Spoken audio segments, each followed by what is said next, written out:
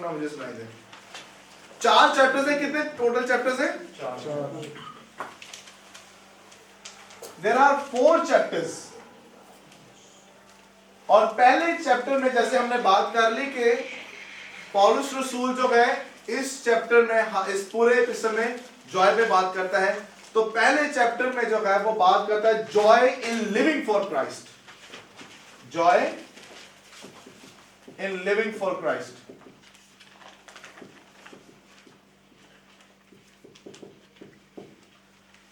दूसरे चैप्टर में वो बात करता है जॉय इन सर्विंग क्राइस्ट।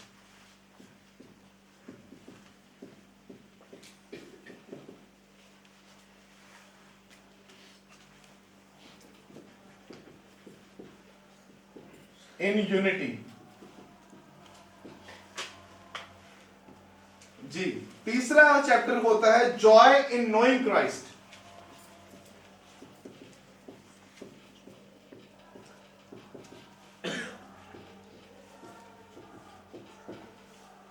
और चौथा है joy in resting in Christ.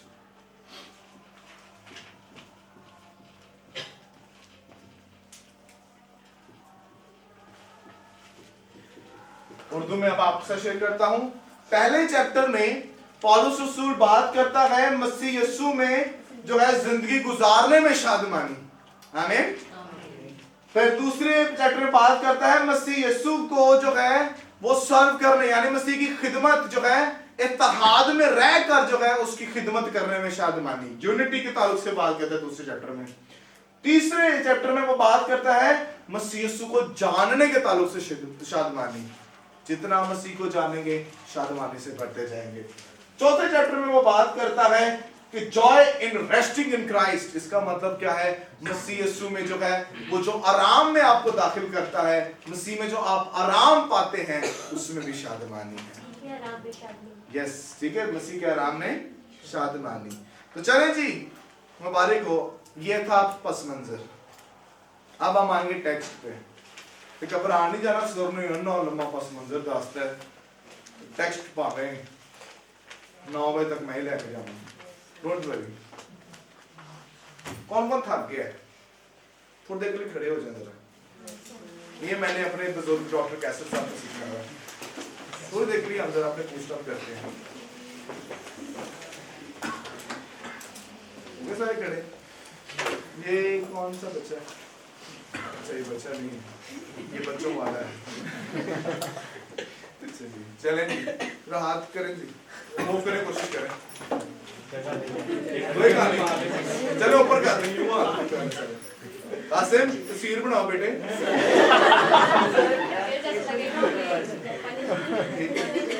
आजो आजो, तस्वीर बनाओ यहाँ से सामने से। चले चले, हाथ ऊपर करें, जरा रिलैक्स हो जाए। चले जी, यूं कर लें। हो रहा है? फिर करें। आ जाए, अब जरा यूं करें जरा, और यूं, ठीक है। अब जरा अपने टोस पे खड़ा होना है। आ रहा है? मजा आ रहा है? फिर से जरा करें। पीटी की क्लास नहीं है। चलें बेटा, पीटी इक्वल टू थियोलॉजी है इसमें, आमीन। चलें जी, बैठ जाएं। हुए कुछ फ्रेश अप? नहीं हुए तो फिर चलें जी, अब हम पढ़ेंगे टेक्स्ट को। मुझे 2 रीडर्स चाहिए जो कि जैसे मैं कहूँ वो आगे पढ़ना शुरू करें। कौन पढ़ेंगे? एक और गुड प्रीचर किधर गया है? यस सर, हाजिर हूं। अच्छा चल, तू है मीटिंग लीड कर ली। Okay sir. आप और आप, ठीक है। जिसका मैं नाम लूं आपने फौरन रीड आउट करना शुरू कर देना, ठीक है। अच्छा जी, चलें जी, अब हम टेक्स्ट पे बात करते हैं।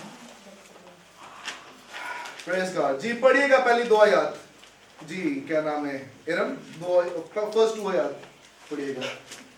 यीशु के बंदा पौलुस और तीमुथियुस की तरफ से फिलिप्पी के सब मुकद्दसों के नाम जो यीशु में हैं, निगहबानों और खादमों समेत हमारे बाप खुदा और खुदा यीशु मसीह की तरफ से इन्हें फजल और इत्मीनान हासिल होता रहे, आमीन। आमीन आमीन। व्हाट अ ग्रेट स्टार्ट, कमाल स्टार्ट है ना। पौलुस रसूल की राइटिंग का जो स्टाइल है, इट्स अमेजिंग। तो यहां पर पौलुस रसूल जो है वो यहां पर दो खास लोगों का जिक्र करता है, एक अपना पॉल का और किसका जिक्र करता है, टिमोथी का।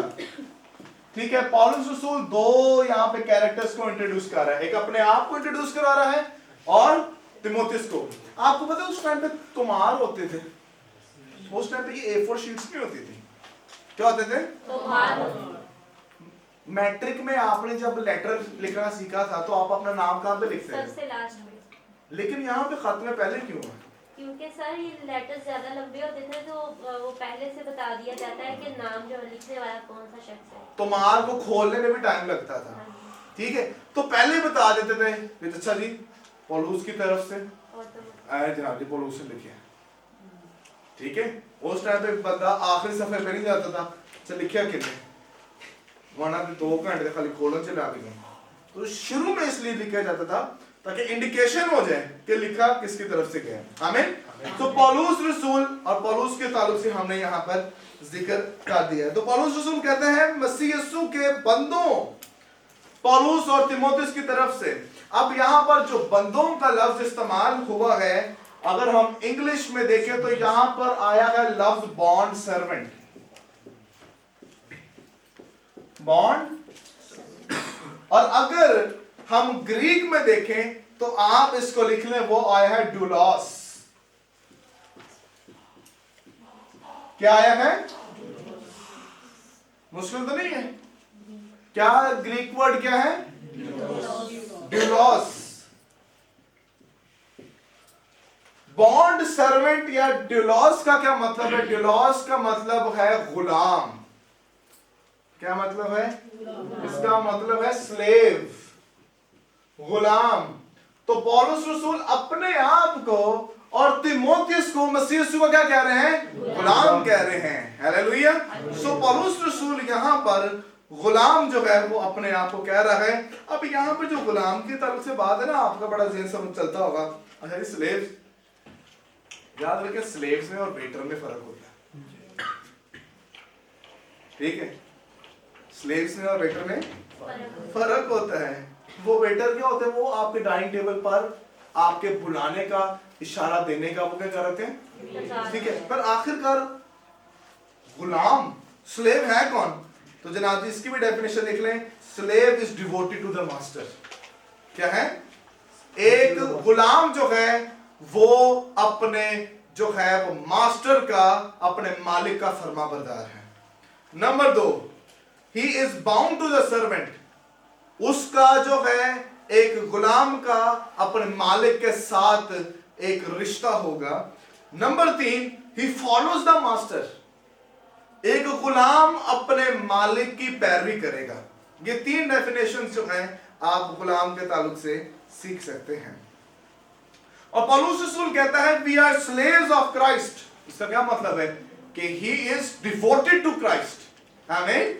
वो कहता है कि मैंने अपने आप को जो है वो अपने मालिक, अपने खुदावंद के हाथों में छोड़ दिया है। आप खुदावंद तब तक नहीं मान सकते जब तक आप दिली तौर पर और अपना कुल इख्तियार अपने मालिक को ना दे दें। तो पौलुस कह रहा है कि मैं जो हूं क्या हूं, गुलाम हूं, मुझ पर इख्तियार मेरा नहीं बल्कि मेरे मसीह का है जिसने मुझे बचाया है। हालेलुया। तो मैं पौलुस और तिमोथियस जो मसीह में, मसीह के ड्यूलॉस हैं, हम क्या हैं, हम मसीह के गुलाम हैं। आमीन। हम उसके साथ चलने वाले हैं। क्यों? क्योंकि हम जो हैं वो मसीह की पैरवी करते हैं। और यहां पर जो है वो ड्यूलॉस का जो लफ्ज है ग्रीक में, इसका एक और मतलब भी है कि ऐसा गुलाम होना जिस पर कोई दबाव देकर गुलाम ना उसे बनाया जाए, बल्कि वो विलिंगली गुलाम हो। वो विलिंग हो कि मैं जनाब गुलाम हूं। वो क्या हो, विलिंग हो कि मैं गुलाम होना पसंद करता हूं। ठीक है, मतलब आपका खुद दिल करे कि मैं इसका गुलाम हो जाऊं। आमीन।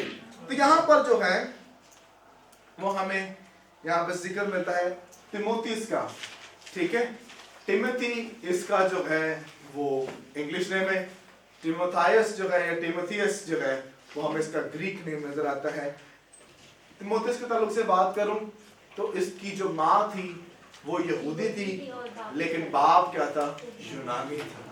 ठीक है, और इसको जो है क्या हुआ, इसका जिक्र आपको अमाल 16वें बाब में उसकी पहली आयत में रेफरेंसेस नोट कर लें। 16वें बाब उसकी पहली आयत में मिलेगा। और ये तब जो है पौलुस रसूल से जो है इसकी मुलाकात हुई और तब तिमोथियस जो है वो मसीह पर अमाल 16:1। ठीक है, अमाल 16वां बाब उसकी पहली है। ठीक है, आगे पौलुस रसूल बंदों के बाद कहता है और तिमोथियस की तरफ से फिलिप्पी के सब मुकद्दसों। अब अगला यहाँ पे आ गया, क्या कह रहा है? फिलिप्पी के सब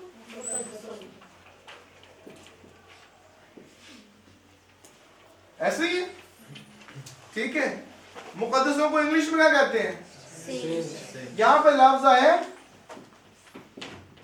आज हम सेंट जिसको कहते हैं, saint Joseph, saint Mary, saint Peter's, जो हमने अब डिस्टिंक्शन रख दी है, जो आला तबके का बंदा है, जो आला तबके का शख्स है, वो ही सेंट है। नो, पौलुस रसूल यहां पे कह रहा है फिलिप्पी के सब मुकद्दसों, यानी सब सेंट्स हैं, वो सेंट्स हैं जो मसीह पर ईमान लाते हैं। आप सेंट हैं, आप सेंट एंजेलीन हैं, आप सेंट सैमुअल हैं, आप सेंट नुमान हैं, आप सेंट जॉसन हैं, आप सेंट गुड प्रीचर हैं। ठीक है, आप सेंट वकार हैं, आप सेंट दाऊद हैं, आप सेंट मरियम हैं। क्यों? सेंट का जो असल मतलब है, सेंट का मतलब है अलग किया हुआ। क्या मतलब है? मुकद्दस का क्या मतलब है? सेंट का अलग किया हुआ। इसका एक और मतलब है, वो है खरीदा हुआ। क्या है? खरीदा हुआ। तो दर हकीकत हर जो है सेंट्स, क्योंकि इसकी ये डेफिनेशन है, इसके लिए भी वर्ड आप देख लें, वो है हैगियोस। हैगियोस ये ग्रीक वर्ड है मुकद्दस सेंट्स के लिए। हैगियोस, हैगियोस का मतलब है अलग किया हुआ, खरीदा हुआ, पाक किया हुआ। यानी अगर मैं एक जुमले में इसकी डेफिनेशन दूं तो खरीद कर जो है उसको अलग करना और उससे पाक बना देना। तो ये सारा काम किया किसने? मसीह ने। मसीह ने क्या किया? आपको खरीदा, आपको अलग किया है और आपको पाक बना दिया है। तो आप भी मसीह में क्या हैं? आप सेंट्स हैं। Hallelujah. You are saints, you are हैगियोस। कहिए आई एम अ हैगियोस। सर्वेंट्स के लिए क्या वर्ड है ग्रीक? सर्वेंट्स के लिए क्या है? ड्यूलॉस। और सेंट्स के लिए क्या वर्ड है? ड्यूलॉस, हैगियोस, ड्यूलॉस, हैगियोस, ड्यूलॉस, हैगियोस, ड्यूलॉस, हैगियोस। ऐ तो थल्ले उतर देना, मैं सारे दी आवाज सुना। ड्यूलॉस, हैगियोस, ड्यूलॉस, हैगियोस। इंज तानु यूनानी जी आ जाएगी। ठीक है, फिर तुसी फखर नाल कहना मैनू उर्दू भी आती है, पंजाबी भी आती है, अंग्रेजी भी आती है, एनी कुछ यूनानी भी है। ठीक है, अच्छा चले आगे बढ़ते हैं। सो हैगियोस इसका मतलब है सैंक्टिफाइड। हमने देख लिया, यानी पाक किए हुए और अलग किए हुए। पत्रस रसूल पहला बाब उसके 15वीं और 16वीं आयत के मुताबिक वो ये कहता है, बल्कि जिस तरह तुम्हारा बुलाने वाला पाक है, उसी तरह तुम भी अपने सारे चाल चलन में पाक बनो, क्योंकि लिखा है कि पाक हो इसलिए कि मैं पाक हूं। हालेलुया। आपका बुलाने वाला पाक है, इसलिए आप भी पाक हैं। आमीन। कहिए आई एम अ सेंट। कहिए मैं मुकद्दस हूं। आमीन। Saint Paul, saint Peter, saint Anthony आपसे कोई बड़े नहीं थे, वो आप जैसे ही थे और आप भी सेंट्स हैं। आपका मुकाम छोटा नहीं है। पतरस कहता है आप शाही कायरों का फिरका, खुदा की खास मलकियत हो। ठीक है, आप अपने आप को काम करना समझो। हमारी ना कम्युनिटी में बड़ा ये काम खत्म खराब हो गया, मैं ते माड़ा जिया, ठीक है, मैं हजे भी वाकई गुनहगार, ठीक है, गुनहगार क्यों नहीं है तक जनाब जी 30 साल हो गए मसीह ने कबूल की, तेनू मुझे भी पता चला तेरे गुनाह माफ होने के बाद तो फायदा। सो आप क्या है मसीह में पात किए गए लोग हैं। गार साहब कॉर्नर देखने लगता है काम बढ़ाना पैना है, ठीक है। सो यहाँ पर फिर आगे वो जो है मुकद्दस के बाद वो जिक्र करता है निगहबानों और खादमों। अब निगहबानों के लिए जो है और खादमों के लिए जो हमें लफ्ज इंग्लिश ट्रांसलेशंस में नजर आता है वो है बिशप्स एंड डीकन्स। क्या है? Bishops and deacons. अगर हम जो इसका ग्रीक वर्ड है निगहबानों के लिए वो है प्रेस्बिटरॉय, प्रेस्बिटरॉय एंड एपिस्कोपॉय। ना याद करो, सिर्फ सुन लो, प्रेस्बिटरॉय एपिस्कोपॉय, ठीक है। प्रेस्बिटरॉय सिर्फ सुन लो, टाइम शॉर्ट है। प्रेस्बिटरॉय एपिस्कोपॉय, चलिए जो बोले प्रेस्बिटरॉय एपिस्कोपॉय, प्रेस्बिटरॉय एपिस्कोपॉय, ठीक है, एपिस्कोपॉय। सो क्या मतलब प्रेस्बिटरॉय क्या है? निगहबान, एपिस्कोपॉय खादिम। हम तानू याद रहेगा, ठीक है। ड्यूलोस, हैगियोस, एपिस्कोपॉय, प्रेस्बिटरॉय, ठीक है। तो आपने इस तरह से इसको वर्ड्स को याद रखना है और ना होए आपको पता है यू आर प्रेस्बिटरॉय, इलम नहीं चाड़ना स्टेज पर, ठीक है। आप क्या हो? खादिम हो, माहौल देख के बात करो। आप सारे एजुकेटेड लोग हो इसलिए आपको ये बातें सिखाई जा रही, ठीक है। अब जो प्रेस्बिटरॉय है कुछ सुना सुना लफ्ज नहीं लग रहा? प्रेस्बिटेरियंस, प्रेस्बिटेरियंस की जमात यहां से निकली है, ठीक है। वो अपने आप को प्रेस्बिटरॉयज कहते हैं। इसका मतलब क्या है? यानी एल्डरों की जमात। तो अगर इसकी ट्रांसलेशन की जाए प्रेस्बिटरॉय की तो दर हकीकत elders, overseers, pastors, rulers, presbytery, shepherds, ये ट्रांसलेशन हमें नजर आती हैं, ठीक है। Elders, overseers, pastors, rulers, presbytery, shepherds. मैं जिसके साथ मुतफिक हूं मैं शेफर्ड्स के साथ हूं, चरवाहा। क्यों? प्रेस्बिटरॉय एक चरवाहा है। क्यों?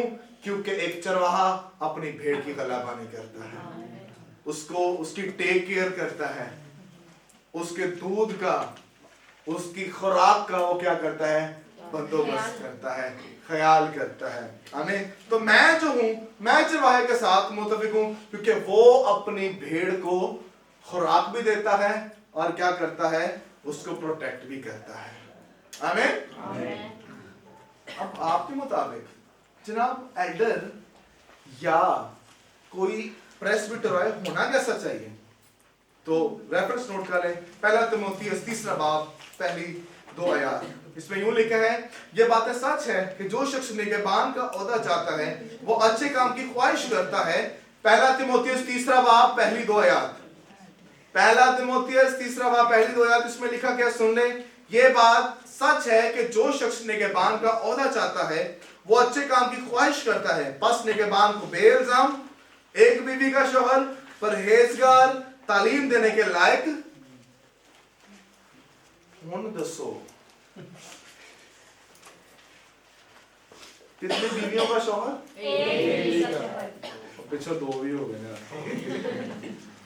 पाइन ताड़ी बाइबल के तिमोथेयुस का खात में फर्क है। यकीन मानो आज मुझे फील हो रहा है कि बीवी या मंगेतर के सामने कलाम सुनाना मुश्किल होता है। ऐसी बातें वाकई वाइफ के सामने करना जरा मुश्किल हो जाता है।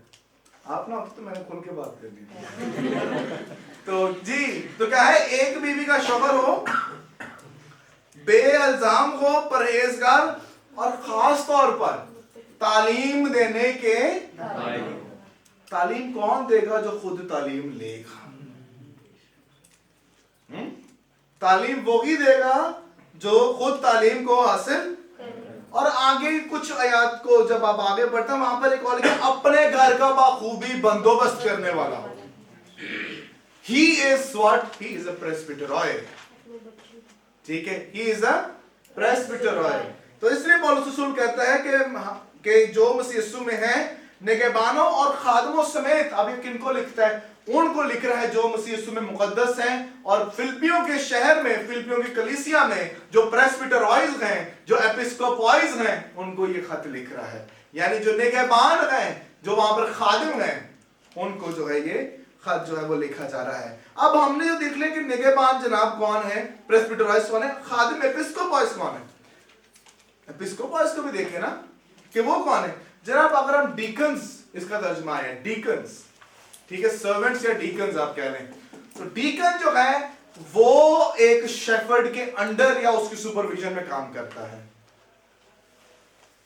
एक डीकन जो है वो किसके अंडर काम करता है, अब ये शेफर्ड के सुपरविजन के अंडर जो है वो काम करता है, ठीक है।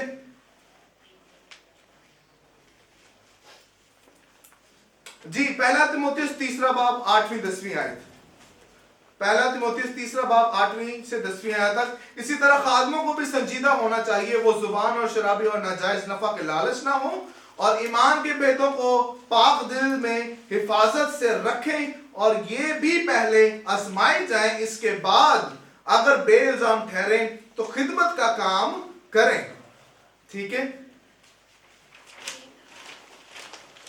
ओके, सो कैसा होना चाहिए, उसकी ट्रेड्स जो है, पहला तिमोथियुस 3 बाब 8 से 10वीं आयत तक आपको खादिमों यानी एपिस्कोपॉयज के ताल्लुक से जो है वो आपको जो ट्रेड्स हैं या डिटेल्स हैं वो मिल जाती हैं। अगर हम देखें कि organisation of Lord's church, organisation of Lord's church, चले जी इस पे देखते हैं है क्या। हेड कौन है, हेड कौन है, क्राइस्ट। इसके अंदर कौन आता है, शेफर्ड्स या एल्डर्स कह लो। हाँ जी, इससे पहले कि हम आगे बढ़े, आज जिन्हों एल्डर महसूस किया जाता है उन्होंने जनाब देखा जाता है दरिया पा रहे हैं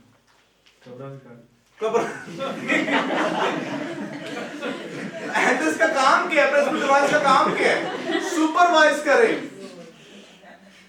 ठीक है, बेड़ों को क्या दे, खुराक दे, उनको प्रोटेक्ट करे।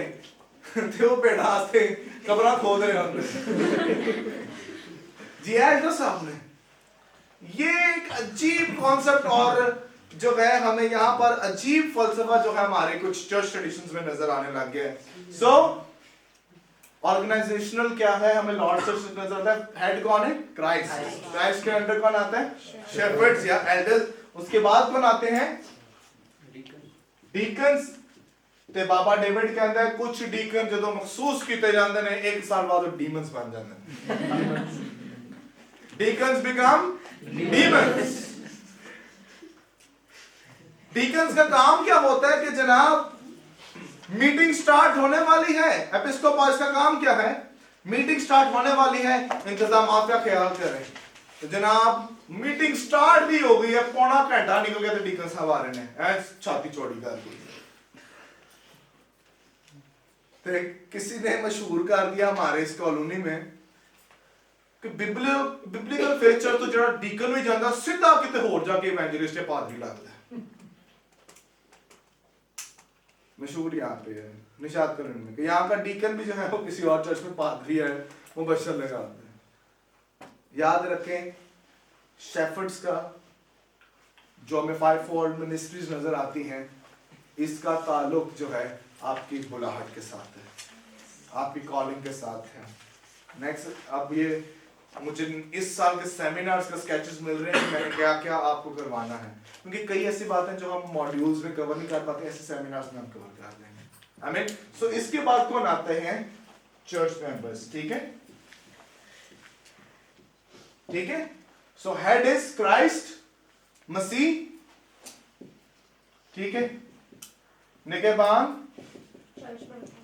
उसके बाद खादिम और कलीसियाई रुकन, ठीक है। सो ये हमें नजर आता है। जी उसके बाद दूसरी आयत है, वकार भाई आज ले जाइए फिर 12 बजे तक की। हमारे बाप खुदा और खुदावंद यीशु मसीह की तरफ से तुम्हें फजल और इत्मीनान हासिल होता है। अब फजल है, फजल एक ऐसी बख्शिश है जिसके हम हकदार, लेकिन खुदा हमें वो दे, इसको हम क्या कहते हैं? फजल कहते हैं। आमीन। और ये जो है यानी खुदा हमें हमारी फॉल्ट्स के साथ भी एक्सेप्ट करता है। आमीन। खुदा जब आपको एक्सेप्ट करता है ना, वो ये नहीं देता आप ये फॉल्ट है, तेरा नाक विंगा है,